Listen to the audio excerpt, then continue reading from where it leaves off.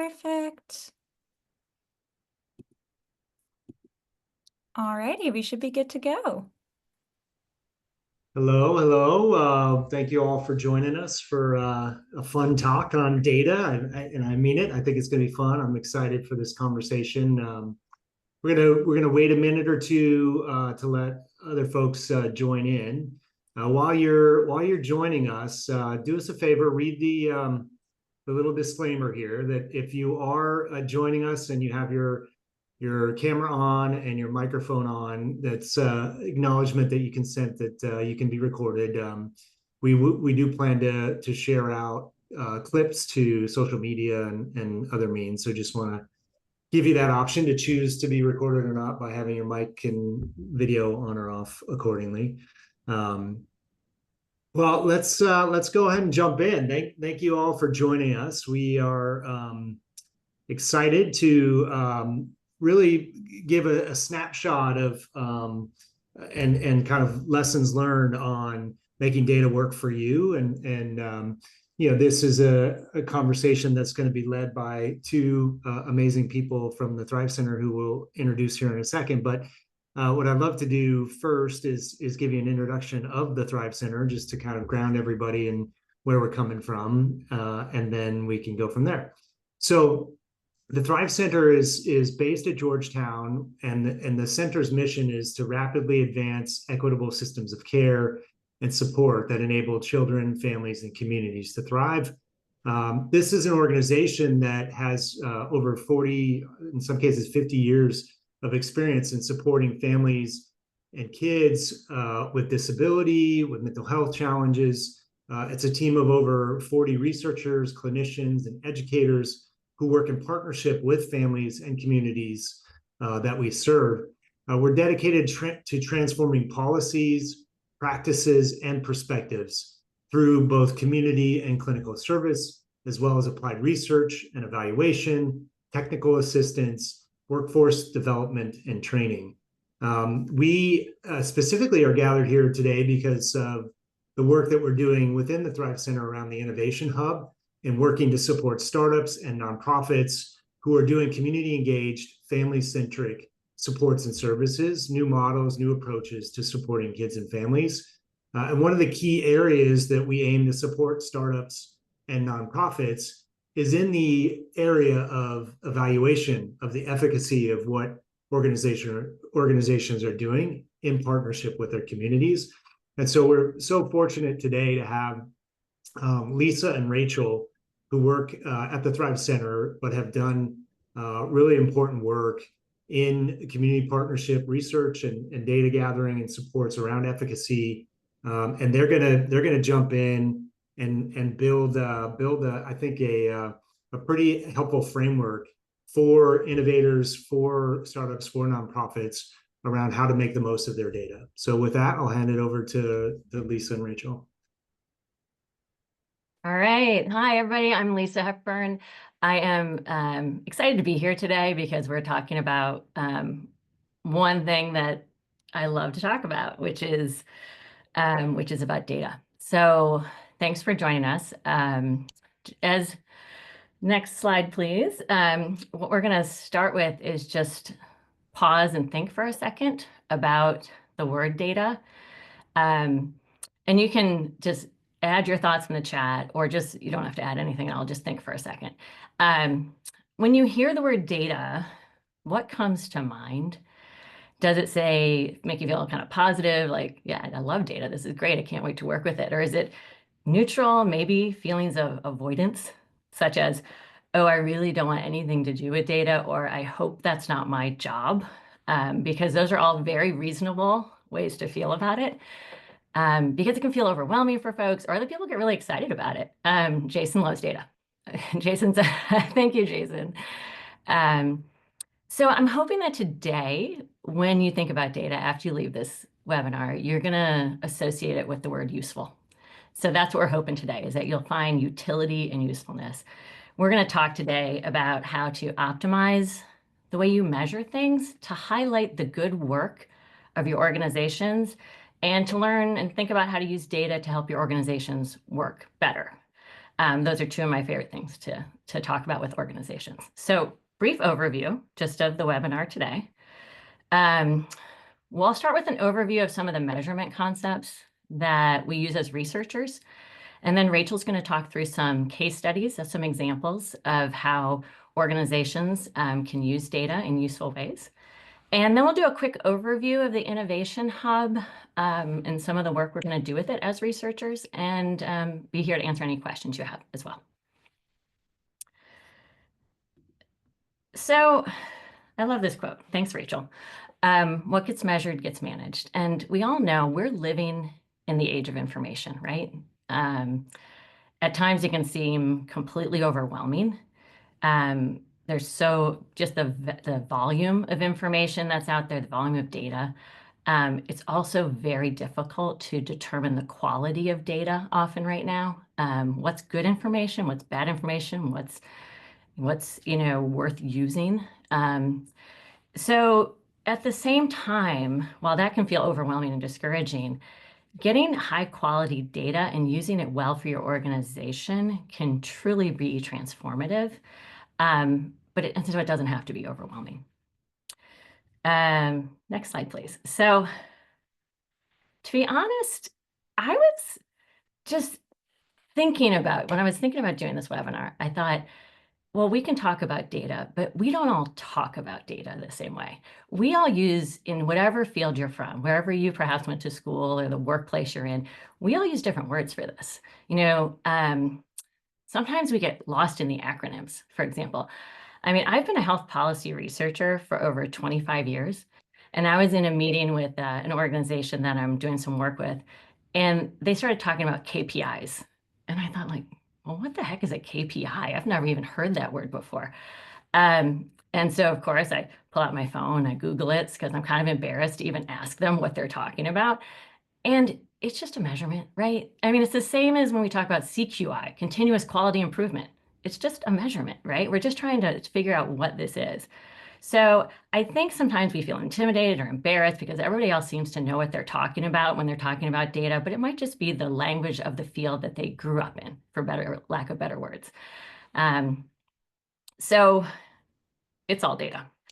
It doesn't need to be overcomplicated. I like to think of it when I'm working with organizations and startups or community-based organizations, kind of like a fitness analogy.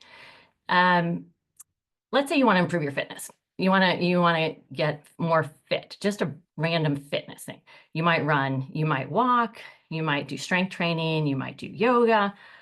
All of these things will help you improve your fitness, right? But you might be fit in different ways. You might be stronger, you might be faster, but it's all getting you to your outcome, which is you just wanted to be more fit. I think data works that way too. We're trying to tell your story, right? And different data can tell different stories, and it can all be valuable to organizations in different ways. So what I like to remind organizations is, what information do you need to answer your questions so that your organization can do great work? Try not to get caught up in the jargon and think about, how do we tell your story? The other thing, next slide, please. The other thing when it comes to data, and especially with the Thrive Center and with the Innovation Hub, that we want to make very clear is that we recognize that every organization is at a different place in their data journey, for lack of better words. We're all kind of working through our data, right? It's like a journey. We know some organizations might be highly advanced. They might have a dedicated data team. They might have been collecting data from day one. They might be super advanced and structured with their infrastructure and their computer software. On the other hand, there are many, many community-based organizations that are solely focused on doing the work and haven't even considered how they're going to measure their impact. And all of that is okay. That just means we're at a different stage of our journey of figuring out how to measure and show our impact. One of the goals of the Innovation Hub and what we're hoping to do is to work with organizations and meet you where you are. Figure out, what do you have? What are you coming with? What questions do you want to answer? And then make a plan. Next slide, please. Okay, so what counts as data? So I love this. I get into arguments with my husband about this because we're in two different fields. So often when people think about data, they think numbers, right? I always say people love to count things. We like to count. We like to have numbers. We like to count things. They say how many, how much, right? I like to think of data as information, right? It's not just about counting things. It's not just about measuring things that way. So when we talk about quantitative data, for sure, that's stuff you can put on a table or in a graph usually. Those are the numbers that you're going to probably be counting. It might be measuring change over time. And more time I spend with community-based organizations, funders are always asking for, did something change? What's the difference? A lot of times we use quantitative data to answer those questions. We try to measure where you were at the beginning and where did we end up. But then qualitative data, this is the why so often, right? The words, the text, the understanding how things happen, why things happened. Think about the last survey that you filled out. Now, maybe you ignore those surveys you get from the airlines and from Target, but I answer them because I feel sorry for those people making those surveys. So I always answer my surveys. And I also, it's a little bit of mystery shopping because if people are writing surveys, maybe they have some really good questions I haven't thought of for my own work. So anyway, think about the last survey you filled out. You probably answered how many times, what did you do? How many, you got some quantitative data. But at the end, my guess is on almost any, even customer satisfaction survey, they asked you, what was your experience like? Why did you do it? How was this, right? And so we often combine, when we're thinking about data, the richness often comes in combination. In research, we call that mixed methods research. Again, it's a fancy word for combining different types of information into a really, really interesting story. Next slide, please. So why is data so important? I mean, sometimes collecting data is a huge hassle. Let's be honest. It's a lot of work. And sometimes when you're doing it, if any of you folks have worked on federally funded research or grants or projects, sometimes people are telling you what data to collect and you don't get a say in what you get to do. You answer back what they've asked for. And sometimes you think, but that doesn't even represent the work I'm doing. And it can be frustrating, right? It can be something you may not really want to do. But data done well and done right can be your most valuable asset for your organization. And it's just thinking about where it can fit in. If you think it can fit in anywhere, it probably does. And what I mean by that is it helps you inform your decision making. We talk about impact all the time, measuring change, talk about validating, building the body of evidence. So often, especially what we talk about in the research world, is building up the evidence because one of my mentors always said, you know, the first study that showed an association between smoking and lung cancer didn't get people doing anything. That took many, many years and many, many studies and a lot of data to build that body of evidence, to convince people that there was a strong association between smoking and lung cancer. So validation, and that's even a community effort. You know, think about it sometimes that if you're showing your good work, it's helping other community partners like yours elevate their work as well.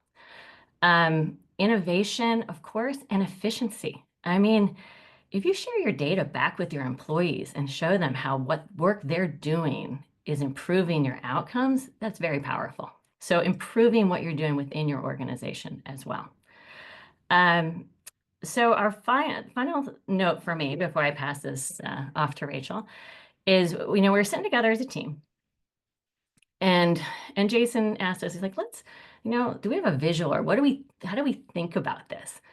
And we were talking about roadmaps and pathways, and I can't remember who on my brilliant team suggested a roundabout, but it wasn't me.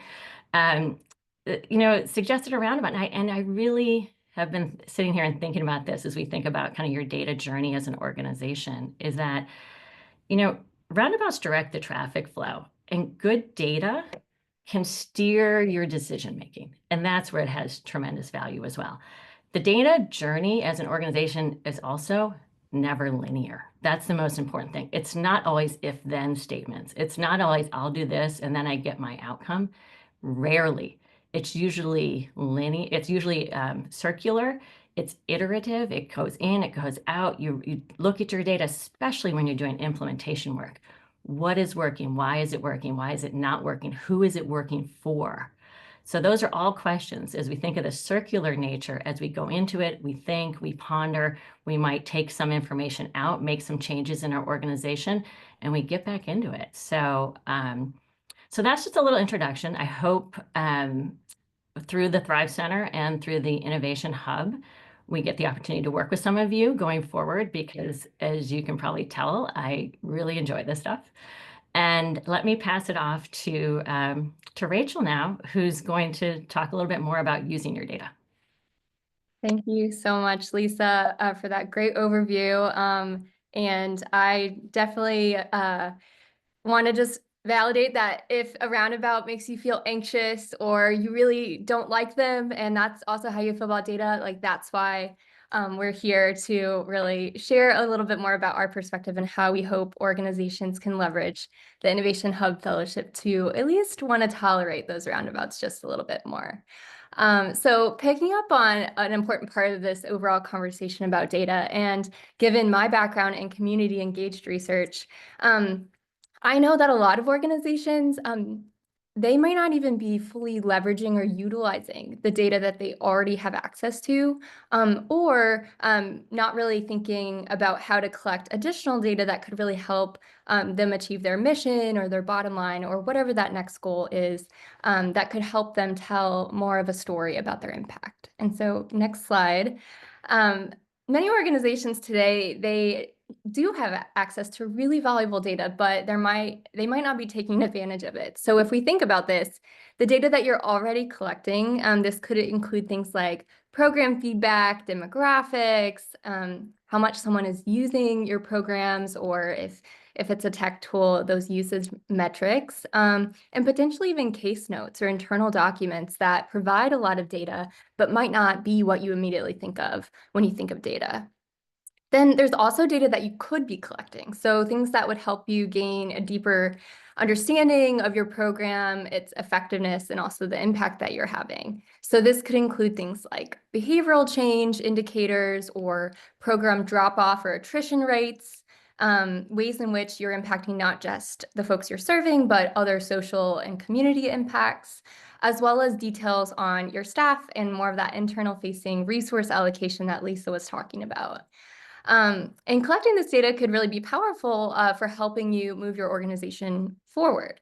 And then, of course, there's another category of the data that you really should be collecting. So it might be stuff that's a little bit harder, or you might need to come up with a plan to do it. But it could help you really propel your organization in a way that allows for additional funding and investment. And really painting a more complete picture of the impact that your organization is achieving.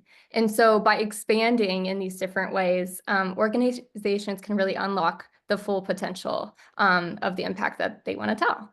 And so to help you really bring this to fruition, and also to demonstrate what we hope the Innovation Hub is going to offer to our fellows, I wanted to tell a few stories in the form of case studies. So just a full disclaimer that these case studies I'm going to talk about are fictional. We hope to replace these with our examples from our first cohort.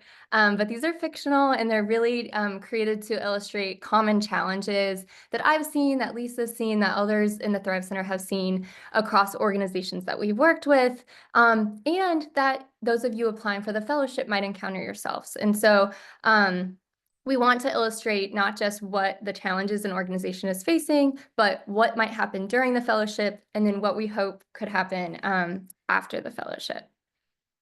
And so for our first case study, I wanted to focus on a nonprofit focused on adolescent mental health and well-being programs. And we're going to call this nonprofit Healthy Youth Alliance. So if you want to go backwards just to the first, yeah, there you go. Healthy Youth Alliance, or HYA, it's running an after-school program that's focused on mental health workshops for teens in particular. And its aim is to reduce stress and improve emotional regulation. However, they've been receiving some mixed feedback on their program effectiveness, and they don't really have a structured way to assess their impact or the reliability of their program. And so funders, family foundations, and other folks that want to support their work are hesitant. And they don't want to increase the support without the concrete evidence of the program's efficacy. And so on the next slide, let's imagine that HYA came to the Innovation Hub and went through our fellowship. So we hope that HYA would access resources to be able to validate their data collection and analysis methods to refine them a bit. Potentially, they would start gathering pre and post surveys for their program. So before the program and after the program, to be able to identify some of that change that Lisa talked about. And we would encourage them to use validated measures in addition to other self-reports for things like stress reduction or emotional well-being. And by analyzing these changes in stress levels and tracking those individual processes, HYA would learn the importance of demonstrating statistical significance potentially, or just change initially in their programming. And so at the end of the day, after the fellowship, HYA could potentially use this validated data to show their funders that they have this evidence and resulting in a 25% increase in their grant funding. Wouldn't that be nice? They could also use it to the program feedback if they got additional insights from program participants to refine their curriculum, to change their programming. Maybe it's been going good, but there are some key changes that could make it better. And so they would hopefully be able to use some of these insights to do just that. Let's move next to a different example in the for-profit space. So this is an edtech startup that's developing a learning platform for K through 12 students, and it's called BrightPath EdTech. Very original, I know. And so to set the scene, on the next slide, BrightPath has developed a platform that claims to improve student engagement, specifically in remote learning environments. And so they've received a lot of positive pilot feedback, but the platform itself struggles with low adoption rates, and it's really hard, specifically in target school districts that might be experiencing things like the digital divide, or they're just not sure why students aren't using it. And their marketing efforts tend to be really broad with limited community engagement or user feedback to inform their strategy. And so if they came to our fellowship, hopefully they would receive guidance to partner with local school districts in the areas that they're targeting, maybe conduct focus groups and gather qualitative data from teachers, students, and parents about the platform and its usability. They could also collect quantitative engagement data about things like time that people are spending on the platform, what they're doing, how much they're completing different aspects of the program, in order to identify the specific areas of the platform improvement. And then with insights from the community members and that data, they could work in collaboration with the fellowship coaches and experts to refine their marketing messages, focus on those user-friendly features that would help folks to use it more, that might even meet additional classroom and student needs based on this new model. And so at the end of the day, after implementing these changes, BrightPath's user engagement rates, maybe they increased by 40%. Again, we're dreaming big here. And they secure 3 additional district partnerships because now that their program's working better, students and their families are talking with others about it. And so these feedback loops that they established during the fellowship would continue to provide them and guide them with product development insights and ensure that the platform remains responsive to their users' needs, which is really important. Okay, so one more example, because we wanted one that was a little bit more nuanced, and we also wanted to focus on another key pillar of the Thrive Center, which is focus on supporting folks with disabilities. And so we're going to take the example of a nonprofit that's a little bit more established. And like Lisa said, organizations can be all around the journey, so they could have really established research. And so that's kind of what we're going to see here.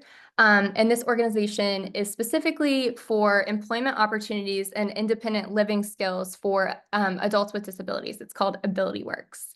So AbilityWorks has operated successfully for over a decade. So they have that tenure in their pocket with a robust network of clients and community partnerships. They run a lot of job training, placement programs, clients really report high satisfaction rates, but they lack any concrete or validated data to quantify the long-term outcomes of their programs. So they know the program's doing well and everybody loves it, but they don't necessarily have a way to say, okay, well, what does that mean in the long term, like after someone leaves our program? And so they have job placement numbers, but they don't really know what the impact of their program is. And so despite this maturity, funders are increasingly looking for them to give more solid evidence. They're like, yeah, we know you guys are great, but we don't want to keep supporting you until we know what impact you're having in the long term. And so through the fellowship, on the next slide, AbilityWorks would receive coaching to enhance their data validation practices. They might even implement a longitudinal survey or a format to check in with folks that go through their program, not just before and after the program, but maybe a year down the road, 5 years down the road, et cetera. They would then be able to track employment retention rates, client independence in daily activities longitudinally or over time, and then also the overall quality of life improvements that you might see above and beyond the initial program. And so at the end of the day, we hope that by validating their data collection methods, that AbilityWorks could report something like this, that 70% of their participants remain employed after a year after completing the program, or that 65% have an increased independence in their daily tasks. And so these more robust metrics that really only an organization that's been around and is really testing and proving out their model could do, could really add to their credibility as an organization and help them to secure not only next year's funding, but multiple year grant funding from potentially larger organizations. They also would gain insight that would help them to refine things in case retention rates aren't happening or those job placement rates aren't what they hope to see. And so hopefully these examples have helped you to contextualize a little bit of the dreams that we have for the Innovation Hub Fellowship and to show you some of the variety of organizations that could find this to be a good fit. And so I'll hand things back to Jason to share more about the Innovation Hub and the fellowship program, and then be ready because we're going to take your questions.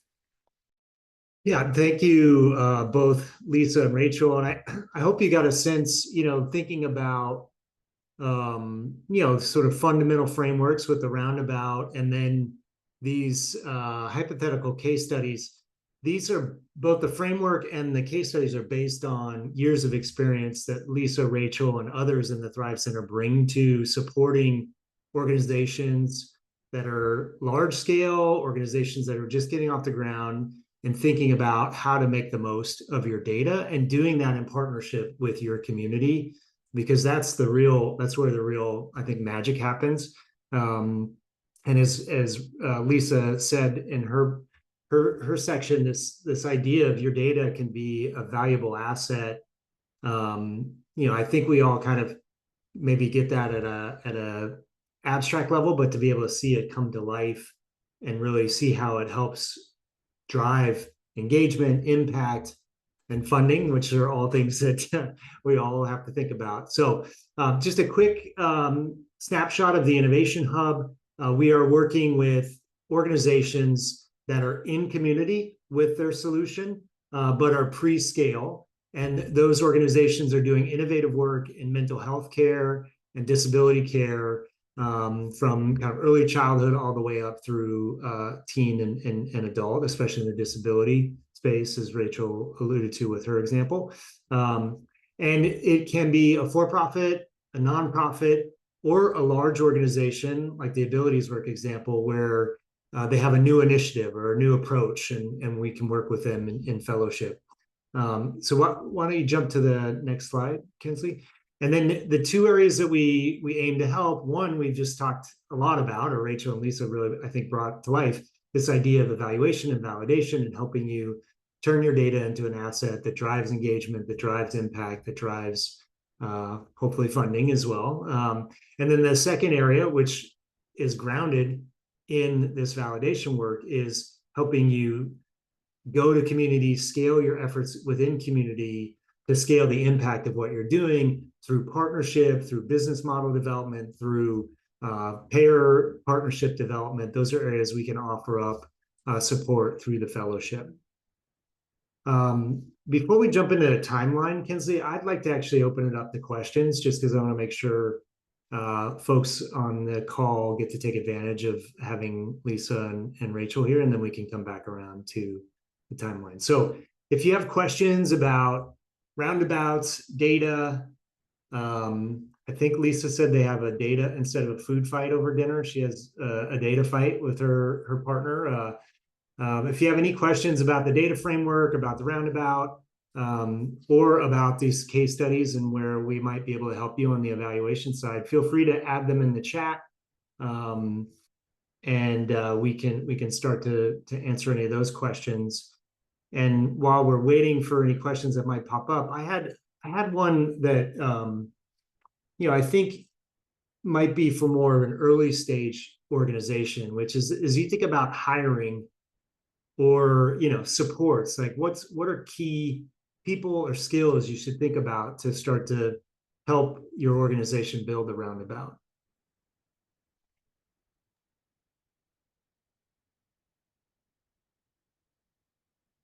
I'm happy to share some thoughts.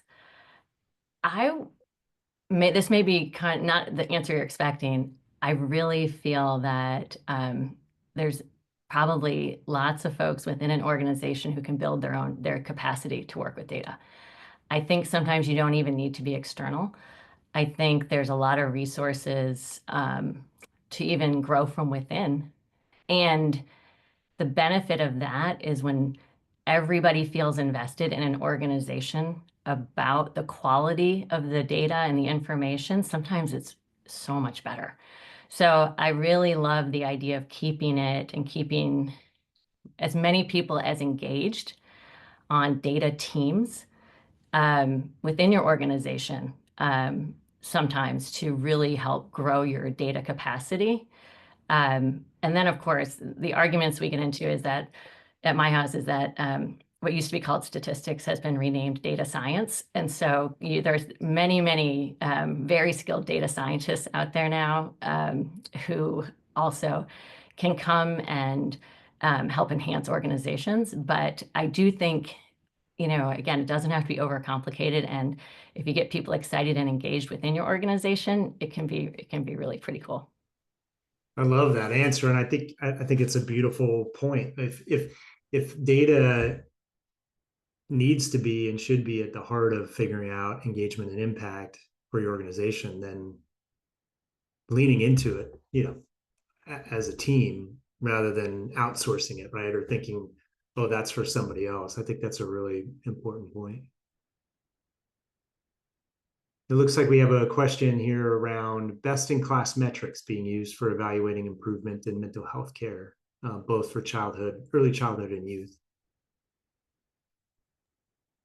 Yeah, I can take a initial response to this. So when we're thinking about young children, it can be hard to use surveys to get the full picture of their mental health. And I think that's where using certain diagnostics or measures with parents to respond on behalf of their child, but also to kind of triangulate or pair that with understandings from children themselves through more qualitative means can be really effective. My expertise is in adolescent development. Adolescents, middle schoolers in particular, it's also hard to get them to answer surveys seriously. But when you do, using validated measures in mental health, oftentimes that's the PHQ or the Patient Health Questionnaire, or things like the GAD-7, which is generalized anxiety. Picking measures that are directly reflective of the type of outcomes that you're hoping to change, with the addition of providing opportunities for young people to self-report and share on top of what those measures might be. And so I think to to sum up this answer, I do think that multiple methods or multiple data points are really needed when an organization is assessing change. And I will just challenge the framing of kind of best in class or best practices, because I think it really does rely on the specifics that an organization is hoping to address. And so I hope that answers your question, and I welcome Lisa to jump in and fill in the blanks. I think measurement, is, especially in the infant and early childhood mental health space, is something that a lot of researchers have been devoting a fair amount of time trying to create those validated measures, because they often, obviously, some are very expensive and require a practitioner or a clinician to administer them. Some they're looking at where they ask parents for observations, especially for if you're looking really early childhood, infants and toddlers. So you have to have a measure that a parent can reflectively, some are observational for a trained observer. So there are actually quite a few of those that have been tested in different settings. And if you want to, we do have a lot of expertise actually here at Georgetown in that specific domain. So we'd be happy if you want to follow up with me. I can direct you to some folks at Georgetown who actually do work in that area. Great. Yeah, and thinking about, I don't mean to put you on the spot, but oh, we have a follow-up. Is there a measure of loneliness in youth and early childhood? Great question. I've been having lots of conversations about this.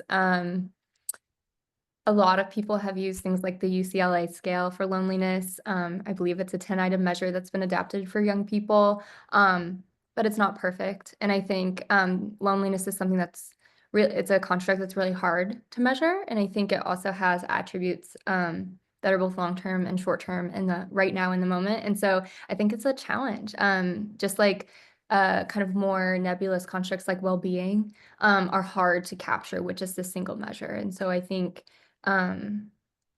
we're still grappling with that. I think a lot of organizations that I've worked with that specifically focus on youth loneliness are still grappling with how to show the efficacy of their work, even though they know that connection and relationship building is helping to reduce loneliness, but just not exactly sure how to measure it. And so I think it's one of those kind of wicked measurement problems, but I do think that the more data we can collect, the more we can learn about the ways that loneliness is manifesting in today's young people. Yeah, I think just connecting back to what you shared earlier, Lisa, the sort of qualitative and quantitative, like taking a holistic approach, and like you said, Rachel, like orienting it towards your specific community and solution set that you're exploring with them. Part of what we hope to help build on and support in a broader community sense is how can we all approach it with those kind of context aware approaches, but then learn from each other, share with each other, build momentum towards a shared approach where it makes sense, and then diversity of approach where it doesn't.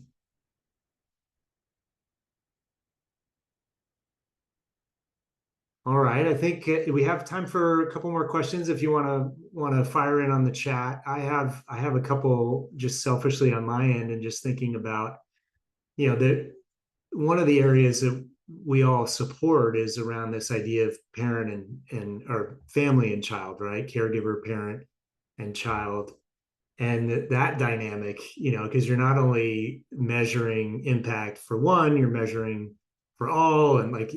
Any thoughts or perspective on how to approach that if you are supporting the whole family versus one individual within the family?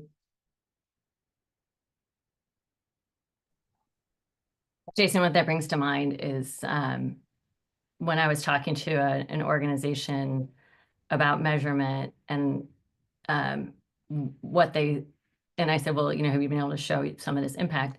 And they said, that's what kind of scares us away from researchers like you, because you want to measure, your definition of success is different than ours. And they said, especially when looking at family measures, I think there's a uniqueness to success, right? I mean, how does a family view, has this program worked for me? And I think it's really easy to measure, certain objective measures. To change or how a family is affected, I think is so often so richly enhanced by qualitative data, because as we all know, I mean, the definition of why that worked for my family can be very different. Whereas if, maybe if we're maybe like all 3-year-olds, it might be a little bit easier to make a generalization about all 3-year-olds. We don't like to generalize about anybody, but I think sometimes at the family level, it's even more enhanced by diving into the qualitative research. Yeah, makes sense. I'll just double down on that qualitative research support, because I think the family unit is something that we've kind of always assessed and evaluated from the outside. And I think there's a lot of value that comes from those relationships within the family and telling us whether or not we're being successful. And as researchers, a lot of times we're trained, oh, well, your participants can't know each other and it needs to be random, like all these like big things. But I think with a lot of organizations that I work with, those things don't matter as much as understanding the value that the folks that they're serving are feeling for an intervention or a program. And so I think that just returns us to saying, okay, well, what if you were to sit down with a single family and to have a conversation, maybe a few questions that you're going to ask to a lot of families, and then be able to say, for this family, this, and this is working, but that's not. And then for another family, maybe that looks differently. And I think coming up with a plan for not just how you're going to have those conversations, but how you're going to use that information is something that the fellowship can be really helpful for. And then in addition, if you are collecting like other, what we'll say, like aren't like validated measures, like that's great, but we can pair both of those together to really tell a more complete story. Yeah, I love that. I think, I hope people are really getting a sense of, the approach that you all take, and I think is really an important thing for innovators to take, is it's not a one size fits all model. There isn't one magic number. I think the principles of community engaged research and, this mix of qualitative and quantitative and thinking, just, how do you try to get the whole picture in partnership with who you're serving is something that we believe strongly in and want to support organizations in moving as best they can in that direction. So we have a question from Kelly. Does the Thrive Center provide consultations to organizations regarding what types of data might be best to collect? I'm thinking specifically of organizations that may not yet have the product services at a level that qualifies for the fellowship. So this is maybe more for organizations that are just getting started.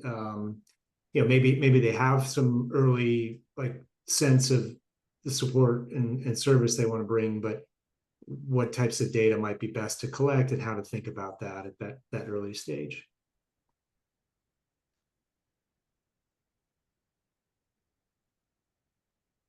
So I know we've had several technical assistance centers that specifically serve this purpose for folks and organizations that are working in, but sometimes those technical assistance centers are a little bit, due to their funding structures, have to be focused on maybe specific areas in early childhood mental health or other training and technical assistance. However, I probably shouldn't say this, but I'm always happy to answer questions on that stuff. So you can just email me. If we can probably point you in the right direction. Yeah, I was gonna say that too, like informational interviews or just like cold email outreach to researchers. We get a lot of those, and a lot of times it might just be pointing someone in a direction to learn a few more things and then come back when they're ready for the fellowship. But I would also just say definitely be in touch with us, because you never know, like you might actually be a great fit for the fellowship. And so we would hate for you to not to apply just because you're waiting for your product to be ready. Yeah, and we have to be mindful of these folks they're doing a lot of work, but also just grateful for their openness. And we are trying to build a community here, and we have a newsletter now that we send out every 2 weeks, and trying to build other pathways to share knowledge and information. Jumping to Casey's question about eligibility for the fellowship, I work for a digital equity inclusion nonprofit that hosts digital skills development classes to support mental health through telemedicine, parents of nonverbal children, early childhood. Would we qualify even if our mission isn't exclusively in the fields areas identified? Hi, Casey. Great to see you. Rachel knows it, so. Yeah, so I think Casey's organization definitely is kind of in the bucket of the Ability Works, like a model that I gave, and they have lots of data that's really great. And so I would still encourage you to take a look and apply. One of the pillars at the Thrive Center is digital health, which includes digital health interventions and also digital inclusion. And so I definitely think that it fits in that realm. And while it might not be as apparently related to mental health, I do think that, and I believe I'm biased, but digital inclusion programs and digital equity are essential. Digital access is a social determinant of health, and so I think it fits. So definitely feel free to reach out to me if I can be helpful. Yeah, I just wholeheartedly agree. And there are multiple domains at the Thrive Center. It's hard to list them all in a short sentence. And as Rachel said, this is definitely an area of not only interest, but there's folks and people who really care and are focused on this. Awesome. I wanted to ask a quick question too, specifically because sometimes I think quantitative data can be a little bit spooky to people, where maybe qualitative feels a little bit more accessible, a little bit easier to understand, but quantitative is it's a little bit more out there, it's a little bit spookier, it's harder to approach if you don't feel like maybe you have as big of a numerical background or as big of an understanding. What would be your advice for kind of hopping into getting more into quantitative data for your organization?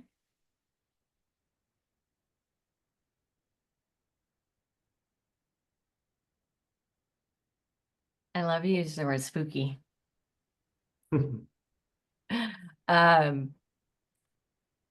So I really think that simply keeping track of what you're doing is the first step.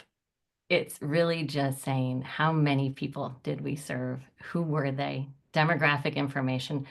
I sometimes will work with organizations who say, we don't have any data. And then you look at their registration data for their programs and you could publish research papers out of it. It's so deep. So that's what our point is. It's probably information. I mean, you know how many people are in your program, that's your data. You have counts right there. I will say the folks using Excel right now, all of the YouTube videos, all of the AI assistance for Excel right now is remarkable. You might be able to, someone who has never used Excel can go to so many free learning tools to simply learn how to maybe do an average, with a spreadsheet. And that's all it really has to be sometimes. To apply for a grant, sometimes they just want to know how many different types of individuals, with different needs have you served? And that can be done with some counts and some averages. And I don't think it requires a lot beyond that. Or hire a really sharp young college student because they're way smarter than I ever was. So that's my other advice. Rachel, you have tips on that, right? Oh yeah. So I think that if every nonprofit and for-profit, but every nonprofit in the world had an undergrad or a graduate student working with them, like they would get real life practice, and like organizations would really benefit from what they're learning in the classroom, like statistics, for example. But yes, I agree. I was late to the quantitative analysis game for this reason, because I thought data was really spooky. And so I think there are a lot of really great tutorials, like Lisa mentioned, out there. And I also just want to say that for the majority of organizations, at least in the beginning, the type of analysis that you might want to do is not necessarily like the most difficult type. Like you're not going to need any statistical software, right? Like you're not even going to likely be going for statistical significance. And so just really taking a couple steps back and just thinking about, like Lisa said, counting frequencies or the percentage of your people who come back every week. Like that could be a really powerful metric. I know we didn't agree to share resources, but there is a resource with some groups that I worked with in Boston in the past where they took this problem head on of wanting to support organizations who had some data, maybe in Excel sheets, and they wanted to teach them to play with it a little bit in a really approachable manner. And so I'm going to share in the chat, but it's called Data Basic. I love the name too, because it's really approachable, but there are things like a word counter where you can upload something and it helps you count your words. Or my favorite is WTF CSV, where you upload a random CSV file of your data, which CSV stands for like comma separated values, and you can turn most Excels into a CSV really easily, but it tries to use its algorithm to tell you what might be interesting about your CSV. And then one is called same diff, where it compares two documents. And so you can see whether somebody plagiarized something or is it an AI? Like, I actually don't know if the AI feature is in there, but regardless, I think you're kind of getting the vibe here, which data is supposed to be playful. And that's kind of the entry point that I had to quantitative data analysis. And so it doesn't have to be scary. There's lots of tools that we can suggest. And I know that we're excited to share with folks in the fellowship. And I just have to underline two things. One, as somebody who's helped build organizations in the disability care space, I think one thing innovators forget or maybe don't lean into enough is like you have a story that people want to connect to.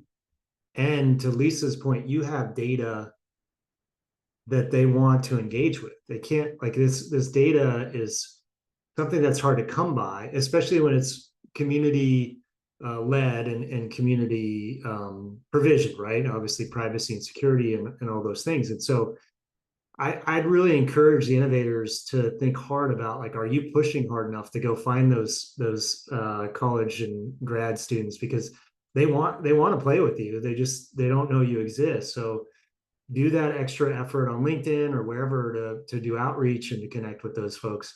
And then the second one is just to underline something Lisa said earlier, which is that you got to roll up your sleeves here. It's the excuses are harder to come by, and Rachel just shared a great tool, but there are plenty of tools out there to try to, even if you're more of a qualitative person, to lean into what's possible with the tools that are out there.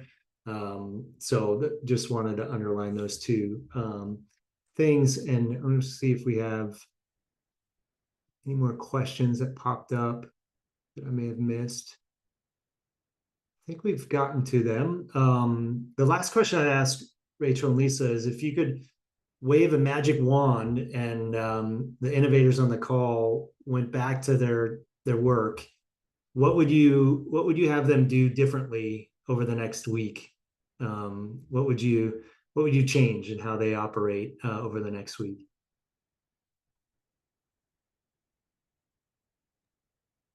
This might seem like a cop-out answer, but I think that most people I know in the nonprofit or for-profit, they start organizations for a reason. There's a saying in the research world that all research is me search. So there's some connection that you have to your research. And I think just challenging innovators to go back and figure out what that connection is, and then what type of story of impact you want to tell. Because I think some of the most powerful ways to use your organization and to use the good work you're doing out in the world is to really like have that central piece. And building a data plan around that is the simple part, right? Like having that solid core of connection is sometimes challenging. Love it. We need a t-shirt or some kind of certificate to be a me searcher. Love that. That's so good. So my favorite thing to tell organizations is work backwards. Think about what you want to be able to say to someone, to a funder, to pitch your product. Work backwards from the answer And that's how you know what you need to, the question, that's how you need to find your data, what data you need to collect. So if you work backwards and you say, I want to be able to say that, we employed people 5 years out, how are you going to get that information? So I always just start at the end. That's great. I think, and yeah, even thinking about, that overwhelming slide of data acronyms and data types and that you shared earlier, you can get lost in that if you don't think about that one big question or that endpoint. And so that's really helpful, I think, to clarify, which roundabout to jump into and iterate with. Well, wonderful. Thank you both for sharing your perspective and wisdom. And we hope everybody's gotten a sense of what it might be like to work with us at the fellowship on the evaluation side. Kinsley, before we part, you want to share just the deadlines for people to apply for the first fellowship and next steps there? Absolutely. Real quick overview. Application deadlines are coming up. The last applications we'll accept will be on December 3rd, so in just a few weeks. So if you're looking to apply for the fellowship, get those applications in the upcoming weeks. Throughout December, we will be completing interviews. Once you are finishing up your application submit, we'll go through the interview stages. And then lastly, we will send out any updates on applications throughout December. We'll use the remainder of December and January for prep before we kick off the fellowship on February 24th. So we'll have some great prep time before then to get you all situated and get our 6 innovators ready to go. And then throughout March and April, we will be in the depths of the fellowship validation track, go to community track, working with wonderful people like Rachel and Lisa, all leading up to our solutions fair in May, which will be when we come together week 12 of the program and get to present on all of your different organizations, what you've learned, what you've been working on, and connect with a lot of really wonderful community members as well. So dates to keep in mind, December 3rd, and then the start date of February 24th. Wonderful. Thank you all for joining us, and thank you again, Lisa and Rachel, for sharing your wisdom today. All right. Have a wonderful day. Everybody, Have a great day, thanks for everyone. joining us. Bye.